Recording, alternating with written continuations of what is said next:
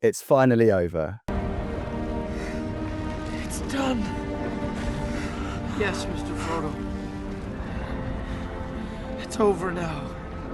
Or is it? Let's talk about it. In the spring of 2022, the watch world experienced, shall we say, an unprecedented disruption. Swatch, the affordable Swiss watchmaker known for plastic timepieces, teamed up with Omega, a brand revered for its luxury chronographs and deep ties to NASA's space history. The result was the MoonSwatch, an unexpected collaboration that merged Omega's legendary Speedmaster design with Swatch's bioceramic materials. The MoonSwatch was launched with absolute chaos and long lines wrapped around stores across the globe. People even camped out overnight for a chance to get their hands on one. Social media buzzed with photos of collectors showing off their Mission to Mars or Mission to Jupiter editions. It was a rare moment where horological heritage met modern fashion, and the result was something entirely new. The immediate aftermath was predictable in some ways and shocking in others. Resellers, or scalpers as we better know them, took to platforms like eBay and Chrono24, where they listed the watch for thousands, and we're talking about a $260 watch. This was a sad time in the watch industry and really annoyed me personally because people were taken advantage of, and that isn't fair. But people were still buying the MoonSwatch at higher prices, and the whole thing turned into a real market frenzy. You see, what made the MoonSwatch different was that it wasn't just collectors or fashion enthusiasts driving the demand, it was also regular people, many of whom had never purchased a luxury-inspired watch before. You could say the MoonSwatch was a gateway drug, introducing an entirely new audience to the appeal of Swiss design, even if the movement inside was quartz and not mechanical. Obviously, this was also great for horology in many ways, and this release has been viewed upon by many people as extremely successful. But good things don't always last, so where are we now? Well, as time has passed and Swatch gradually expanded access, most notably with the long-awaited addition of online sales in certain markets, their exclusivity began to wane. MoonSwatches became much easier to get hold of. The watch that once commanded prices 10 times over retail now commonly sell for close to or even below MSRP on the secondary market. Right now, I can find most of the MoonSwatch models at retail price without any issue. I'm also seeing a lot of models that are listed as brand new for a lot cheaper than that, so I'm assuming these are fakes. I think another reason these watches have been less exclusive has to do with the sheer volume of variants that Swatch has released in the years since the original launch. What started with 11 planetary-themed models has ballooned into much more.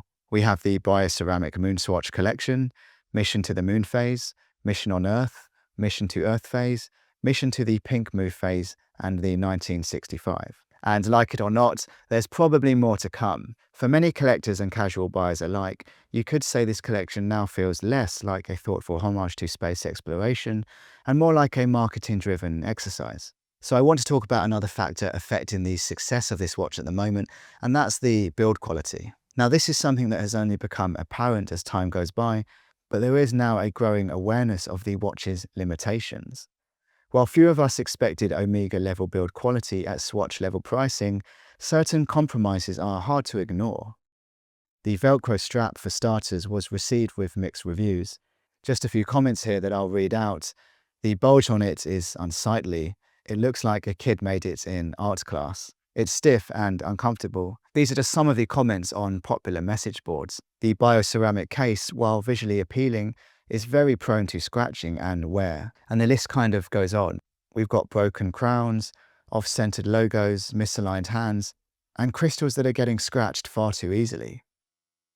It seems that some enthusiasts who bought the MoonSwatch as a daily wearer have found themselves frustrated by the drawbacks of a mass-production plastic watch. Now, having said that, I am in two minds about the build quality here, and I definitely think with the way the internet works that things can be blown out of proportion. Let's say I have a faulty watch.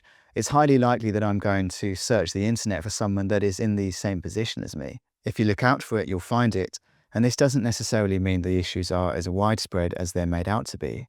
In this instance, it's hard to know how many people have truly suffered build quality issues. And it's important to remember Swatch have sold so many of these watches, over 1 million by November 2024. So yes, of course, some people are going to have problems. And a lot of the time, these people will voice their opinions online. Okay, and that brings me next to alternatives. The issues with the MoonSwatch release can easily make people believe that $260 doesn't get you much.